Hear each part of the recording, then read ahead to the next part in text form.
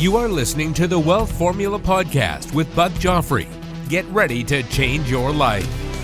Welcome, everybody. This is Buck Joffrey with the Wealth Formula Podcast coming to you from Montecito, California.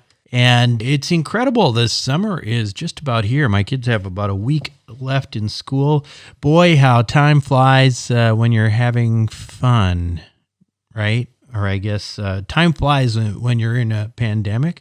All right. Well, time has not actually flown. It's been a crazy year, and I'm glad it's over, and I'm glad the school year is over, and then we come back, and hopefully there's a mask-wearing world where we are free to go to large events, etc. by the time September rolls around. But anyway, listen. Today we're doing another Ask Buck episode, and I know this has been sort of dragging on, but we've just had lots of different things going on in the middle, and I wanted to make sure that we got some material out sooner rather than later. And we talked to Ian about Bitcoin and all that because Bitcoin had a little bit of a dip, so potentially there was an opportunity to buy, and I wanted to get him in on that. But let's go back and finish the questions for this quarter. Now, some of them are tricky to answer, but we'll try to get to everything and clean up the whole plate right after we come back after these messages. Welcome back to the show, everybody. Okay, let's start. You know, I'm always biased towards recorded questions because then I don't have to read them, and I like them better. So I'm going to start with some of the recorded ones that we have, and I'll start with Kelly. Hey, Buck, this is Kelly in Austin, Texas. I noticed a couple years ago you had a couple of webinars and podcasts about life settlements back in 2018. Haven't heard much about that lately. Just curious if that's still something that you think is a good strategy in the current conditions. Would love your input.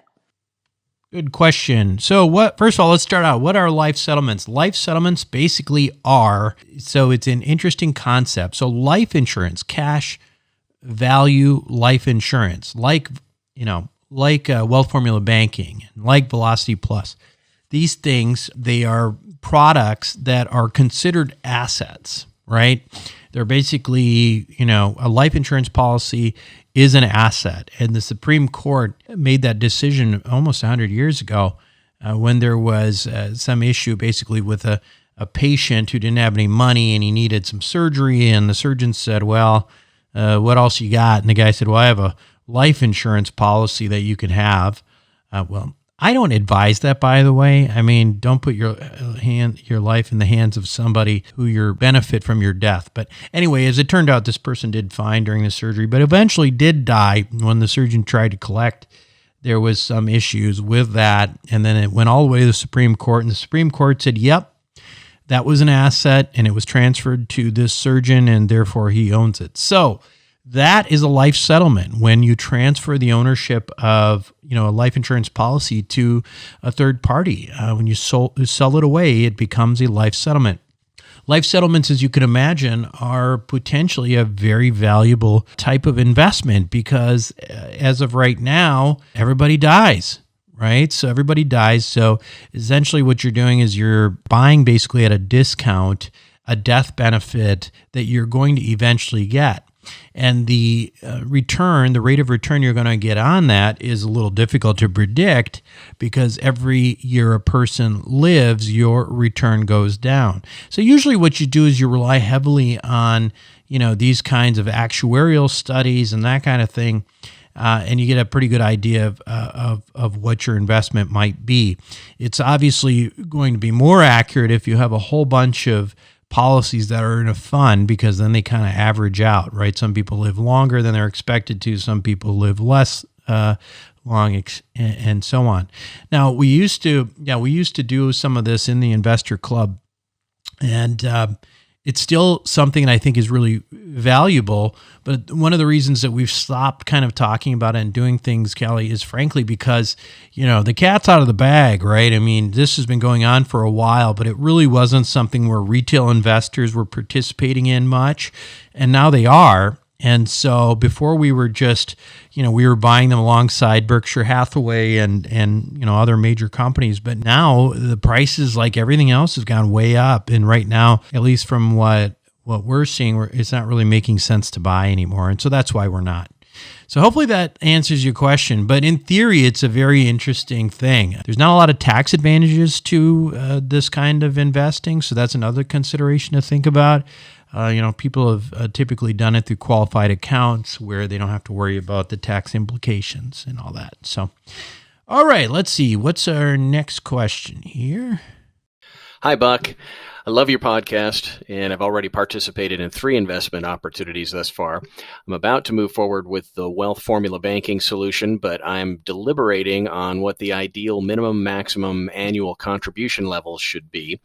My current plan is to place 100% of all newly created post-tax surplus into the policy, and then always use the simple interest loan feature to fund all new investment opportunities moving forward. I don't see a downside to doing this, but this method is completely new to me. So can you tell me if this closely matches your own investment strategy using Wealth Formula Banking? And if not, then would you share what the pitfalls you think my strategy might present, as well as what your general strategy is with regard to utilizing the Wealth Formula Banking solution in conjunction with funding your investments? I'll save you some time by stating that I understand that you are not a tax professional or an attorney, and that you are not giving me financial or legal advice. Thanks a lot, Buck. Well, that's funny because I was just about to start down that way. So yes, I'm not here to give you financial or legal advice, etc. Now, listen, first of all, what is Wealth Formula Banking? If you don't know what Wealth Formula Banking is, make sure you go to wealthformulabanking.com and watch the webinars. Powerful concept. Essentially what you're doing is you're using, a type of life insurance policy that has a cash value to it that's growing, at 5.5% compounding. And essentially what you do is put in capital there. And then when you invest in something, you're borrowing out money from your life insurance policy. But here's the kicker. The money you're borrowing actually stays in the account and continues to grow at a compounding rate. What you're doing is you're borrowing from the insurance company, essentially using your own cash value as collateral. And when you borrow, you're borrowing at a simple interest. So essentially what Lane is talking about is using a very powerful technique to, invest your money in 2 places at the same time, because it's growing at 5.5% compounding. Then you're borrowing it. Maybe you're borrowing it 4 or 5%, but usually probably less these days, but it's not compounding. So there's an arbitrage between not only the number, whether it's 5 or 4%, and you have that 1%, but also the arbitrage between compounding interest and simple interest. And so essentially what that does is that it creates an additional layer of leverage to every investment that you do. That is the power and what we think is the true benefit of Wealth Formula Banking. Double dipping, investing the same capital in 2 places at the same time, and essentially juicing up your cash flow investments. To the question of how much you put in there, Lane, it's a tricky thing. We talk about this all the time. But, listen, the bottom line is that remember that you're going to get the most benefit out of it if you maximally overfund it. So Christian and Rod are good at reverse architecting this thing so that you can come up with what you're planning on dedicating every year. So maybe it's $100,000 per year to maximally overfund a policy. Well, they can create a policy that will show that if you consistently do $100,000, you're maximizing the overfunding. So I tell you that because that's really the question. It's not about how much to put in, but it's really how much can you comfortably put in and know that you can put in the same amount for several years in a row, right? So if you say you made a commitment to overfund up to you say it's $100,000 per year. But some years you weren't able to do the full $100,000. Well, you're not going to get hurt by it. But if you can only put in like 75 grand into something that was structured for 100 grand, then you're not going to maximally benefit from the strategy. So I don't think there's anything inherently flawed in what you're doing. A lot of people do it, but I think you have to be really sure that over the course of however many years you're planning to fund, that you feel like that the number that you're working with is a number that is fairly easy to achieve. So in my case, I have, a certain threshold that I know that I'm going to have at least this much in my account at a given time for investments. And that's the amount that I will put into that. So hopefully that answers your question. I know it's a little complicated, and of course we don't want to give you financial advice and all that mumbo jumbo. But bottom line is, make sure that the way that a number of people are doing it is they're saying, what is the highest number that I know I can fund per year and not feel like I'm, like I won't have enough money to do that. Understanding, by the way, that you're going to be able to, within, 30 days or so, borrow back the majority of the money that you put in. So it's not like you're creating money that you can't get access to, but you got to have a threshold of money that you can put in as a lump sum. Okay, so that's good. I think Lane has another question. Let's move to that one. Hello again, Buck. A while back, you mentioned that you were looking into some potential solutions that might solve the issue of not having enough or any passive income that can then be offset with the passive losses created by these passive investments.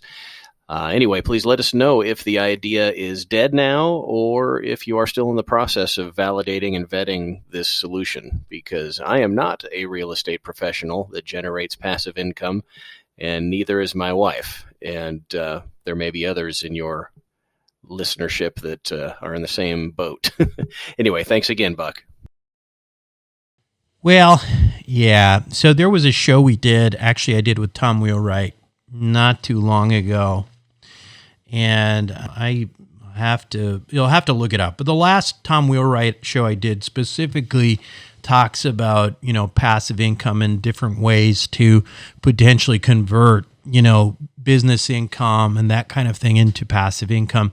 So I'm going to defer to that again, just because I don't want to give you any legal tax advice. But in a nutshell, the idea is behind structuring various types of businesses that you have now. If you're a W-2, you're just, there's just not much you can do, right? But if you at least have some business ownership, say you have a practice and all that, there are ways to structure businesses so that maybe, ownership isn't, you per se. It may be your spouse or it may be your children, in which case that income becomes classified as, passive income. So those are the types of strategies that you really, need to look into, and you need somebody like Tom or another tax professional to do. So what I would suggest is going and looking at our last interview with Tom Wheelwright about passive income. I think that's even in the title, something about passive income. Now, another option is for W-2 people, you got to start somewhere, right? So, I think, Ian Kurth was on this show last week, but he's a classic example. He's a W-2. He's got, that kind of income, but he has over time created a number of vehicles that create this passive income for him. If you want to jumpstart, there are certain things that are heavily weighted on cash flow and not as much downstream, like real estate. And a good example of that is the ATM offering that here is talking about, WFvelocity.com. But if you can really jumpstart the amount of passive income that starts coming through, then you can kind of build on that wave if you're a W-2 person. But in terms of the creative stuff, it really has to do with people who are in one way or another business owners or practice owners right now. That's where there is opportunity. But I encourage you to go listen to that past interview with Tom. Okay, next question here, and I guess we're done with the recorded ones. Okay, the next question is from Mike. Buck, as I move along in my journey, I have many deals that are offered to me. I understand the importance of doing the homework, understanding the numbers, and doing business with people you trust with a good track record. I have heard that from you and other trusted sources. Now, here's the question. When you started out, who was the person on your team you used to bounce things off and weigh options and investments. All these decisions have CPA, legal, and investment portfolio impacts. Asking one of these individuals questions, I typically get incomplete answers. Who did you rely on most when you're getting started? I'm sure over time this will be rectified with a team that I will develop, but I don't have that now. Okay, well, listen, it's a good question. And for me, here's how it worked, okay? It was really the school of hard knocks, okay? I can't say that I made the best as a passive investor before I was involved with private equity myself, that I started making investments that always were the best investments. And so for me, it was a little bit of the school of the hard knocks and trying to educate myself along the way. I think there's a couple parts to your question. One is, and I think you also addressed part of it, which is, determining, first of all, what is it that you're looking for, right? Are you looking for tax mitigation? What kinds of investments are those that provide tax mitigation, or what kinds of, things that you need to put into different kinds of structures and all that? Those things I think you can learn from the professionals like CPAs, and I think you can learn them from your attorneys, right? And the CPAs, if you have a good one, will say, hey, yeah, if you find an investment like a real estate where they're doing a cost segregation analysis and bonus depreciation, we might be able to save you some money. And the same with legal. They'll say, well, yeah, and if you do a limited partnership, and maybe you won't have the legal implications if something goes wrong. And here's how you need to, structure your own stuff. That's very, very, very different from actually finding the team that you trust with your money. Because once you find what you're looking for, whether that's, tax mitigating investments in real estate, that sort of thing, the onus then shifts to you to find the jockey. The jockey meaning the operator who is going to make you money and is going to perform. For that, you really do need to rely heavily on the things that we talk about, know, like, trust. But in addition to know, like, trust, track record. And, sometimes you just get a sense of what people are doing and it just starts making sense. If you've been with Western Wealth Capital long enough, these guys are just, they're making money hand over fist year over year, and the track record is there. And so you can, for me and for many other investors, that is a trusted group. Now, here's where you have to be a little bit careful, because you have to become the expert. You have to become the person who, can identify a really good group, based off of numbers and based off of track record, based off of your own personal instincts, because you do not want to rely on your CPA and your tax professionals to do that. They don't know any better than you. I guarantee you that. The most sophisticated CPAs that I know are not necessarily the best investors, right? They may know the rules and what they're after, but that doesn't mean that they know who to invest with. The nuances of that really are totally different than the professional support that you're going to get. So I don't know if that's going to help you much, Mike, but I would just tell you that, get your foundational information. What are your goals? What's your, what are you trying to accomplish and all that from your professionals, from your CPA, from your legal team and all that. But when it comes to actually picking the jockey, picking the teams as a potential partner, that's really going to be you. And it's going to be about vetting them over time and taking some leaps of faith and using, common sense about, track records and that kind of thing. There's no way around it. And I pretty much guarantee in most cases that your CPA and attorneys aren't going to know more about where to invest or what's a good investment than you do. So, all right, let's see. Next question. Eric is asking, is it better to continue to invest as an individual limited partner myself, or to use an LLC investment company that is the go-between for these investments? I'm looking at asset protection and also potentially moving investments into a trust at a later date. What would you recommend to make it easier in the future? So I can't recommend, as I can't tell you what to do exactly. I'll tell you what a lot of people do. I'll tell you what I do. So what's the idea behind setting up an LLC for your investments in the first place, right? I mean, if you are a limited partner, which you are in syndications typically, why would you bother? I mean, after all, you have no liability yourself, right? You are a limited partner. Well, the reason that a lot of people, including myself, use a holding company structure to deploy capital is not because of the liability that comes from the asset. It's the liability that comes from everyday living. So if I, hit somebody in my car and they sue me, in theory, the LLC provides me some layer of protection. My assets are not owned by me individually where they become an easy target for a creditor. They are owned by an LLC. And if you have an LLC with in domiciled somewhere with good charging orders, that provides you potentially good protection. So that's why most people are using the holding company. I think the other thing is, on a practical basis, sometimes it's also helpful just to have all those K1s go into one LLC and provide one K1 for your CPA. That's another practical reason to do it. Now, as to your question about transferability into trust and stuff, what I've done with that is and again, this is not legal advice, I'm just telling you how one possible way of doing it is that, I've taken a manager managed LLC, and it doesn't matter who the members are initially, but you're the manager, and then you can have that. So eventually, if you want to move it into a trust, basically the trust becomes the sole member, but you're still the manager. So that also, gives some easy flexibility into what you want to do in the future. But hopefully that makes sense. But Doug Lodmell is a good person to talk to if you want to discuss this further on a legal basis.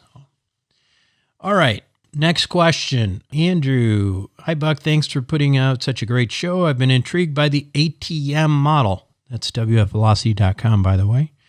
Do you think that model could be extrapolated to EV charging stations? They seem like similar business, depreciable upfront hardware technology, then fee for each use. Advertising is also sold rent for additional income. With Biden's plans for EV, there is a big 20-year future demand. Thoughts? Follow-up question. What about crypto ATMs and international ATMs? Well, Andrew, all these are great ideas. Now, the challenge and we talked a little bit about this earlier with questions from, I think from Mike about, choosing who to invest with or how to invest. You may find lots of different interesting models, right? You might, we talked about ATMs here. We found a good model that works for ATMs. You're right. It sounds like the EV charging stations would be a good concept. I know nothing about them, but from what you're telling me here, that does make good sense to potentially invest in. And Bitcoin ATMs, we might actually potentially be involved with that in the near future. But here's the problem though, right? Fundamentally, investors have the same problem that sometimes entrepreneurs have, is it's a little bit of a shiny objects problem, right? Really good investing generally tends to be kind of boring and rinse and repeat. And it's not that what you're talking about here are not potentially good investments, but remember that as a passive investor, it is as much about the team and the operations and the track record as it is about the asset and everything else. Everything that you're talking about makes a lot of sense, but if you don't have people with experience in the space, who've got a solid business plan who can execute, forget about it, right? I mean, it doesn't make a difference. Same thing goes for real estate. We're buying these assets and in many cases, coming out with great outcomes for investors. But, if another group bought that same asset, they might lose money, right? So I think you're right. There are lots of options here, but what I want to be very clear about, and I think it's important for our group and in general for investors to think about is, hey, careful with the shiny objects. Let's focus on, okay, that makes sense, but is there a team that we can know, like, and trust with a track record that can execute on this? That's really what it comes down to. All right. Last question, I think, and I think this is pretty much it. I think this is all we got for this round of Ask Buck here. So this question is, somebody wants to be anonymous, and it says, I have a question about not sitting on cash. I'm a single woman, previously married, no kids, just turned 40. I own 2 condos, each worth $600,000, which I bought cash, as my business does not generate a lot of income and could not get a loan. I live in one and rent the other. After purchasing my business, I now only have $150,000 in savings and $200,000 in 401k, which was split after a divorce a few years ago. Could you please give me some specific suggestions as to how to grow this cash and position it so to prevent it from losing its value over time? Thank you very much. So honestly, I can't give you advice legally on how to do any of this, but I think that the challenge you've got here is that, there's a difference between assets that won't lose money over time and actually cash flow. And it sounds to me like you've got a problem potentially with cash flow here too. What I will tell you is if it was me and I had real estate that's completely paid off, I would try hard to, refi in any way I could. That said, you have a situation here where you're not generating a lot of income, so you can't get a loan. So that makes it difficult. However, if it is cash flowing real estate, you may be able to find somebody to give you some debt on that to pull that money out and redeploy it somewhere else. It's a tough question you're asking because really it's a global problem you've basically got some assets, but you don't have a lot of income. Investing is very difficult without income. There's no two ways about it. And I think, if your business is not generating a lot of cash, that's kind of where you got to focus. I think, if you've got money in real estate now, then, good for you. And particularly if you're local to this area, Santa Barbara, Montecito, it's going to probably be worth a lot more in the future. However, the thing that you have to distinguish between is income and investments. And it sounds to me like it is not so much of an investment problem that you have as much as an income problem, right? So unfortunately, that's sort of out of the scope of most of what we talk about. Although it does remind me a little bit about some lessons that we talk about when it comes to finding, to get involved with businesses. I think entrepreneurs are interesting people because a lot of times they'll go after things because they sound like they're fun businesses. This is what I can do, and this is cool, and it'll make me some money. But one of the things you got to be really careful about is if you're spending all your time on a business and it's not making very much money, understand that there is almost certainly other business that you could spend the same amount of time and make a lot more money. And I hate to say it like that because, of course, it seems so simplistic, but it's the truth. I've been involved myself on businesses where I can spend the same amount of time and literally make 10 times more, and with not a whole lot more work. So part of what I think you may need to do in your situation, if I'm you, is to reevaluate what you're doing with your business and your time. You may not be in the right business if it's not generating income. And investing is, frankly, unfortunately, it's really the privilege of those who are, who have a lot of income.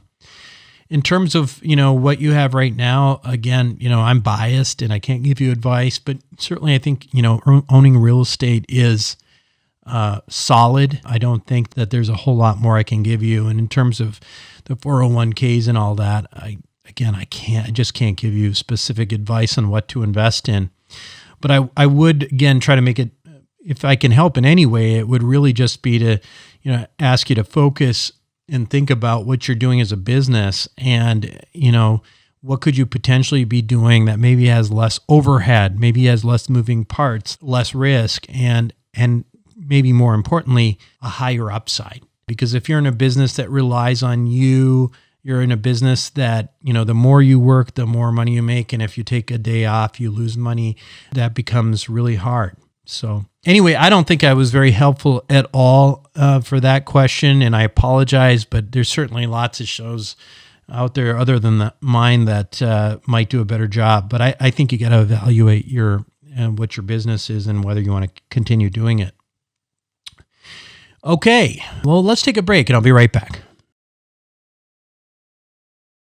Well, welcome back to the show, everyone. Hope you enjoyed it. That is sort of my last round of Ask Buck for this quarter. We had multiple shows, and hopefully you enjoyed them. Hopefully you learned something. Make sure that you start sending more questions in. Go to wealthformula.com and start recording them now. Start writing them now so that when it's time for the next round of Ask Buck, you get in there. I really prefer it when you guys actually use the voice thing. That's kind of nice because it's nice to hear your voice, and then you don't have to listen to me sputtering as I try to read your questions out loud. But if you can't do it, certainly leave a written question too. That's cool too. But one more thing to remind you: if you like these kinds of Q&As and you learn a lot from them, you may seriously want to consider joining Wealth Formula Network, which is our community, our private community. And you heard Ian on the show last week. Ian's a big part of that network. Wealth Formula Network it started out basically being it was an add-on to our course, Your Roadmap to Real Wealth. And, it was like this Facebook group and this bi-weekly video Zoom conference that we have that for everybody who signed up for that course. But as it turns out, the way it's turned out, the course really just provides some foundations and allows you to really take it to the next level. And I think if you heard Ian talk about it last week, I think you get a pretty good sense of what people think because they, generally when people come in, they don't leave. And it's a pretty tight community. So check it out. Go to wealthformularoadmap.com. There's a cheesy sales video there, which you don't need to watch. Somebody wrote that for me, and it's kind of silly, but this is the kind of stuff we do in Wealth Formula Network all the time. And if you have friends and family who don't want to talk about this and you need a place where you can learn more about personal finance, check out Wealth Formula Network. That's it for me this week on Wealth Formula Podcast. This is Buck Joffrey signing off. Thank you for listening to the Wealth Formula Podcast.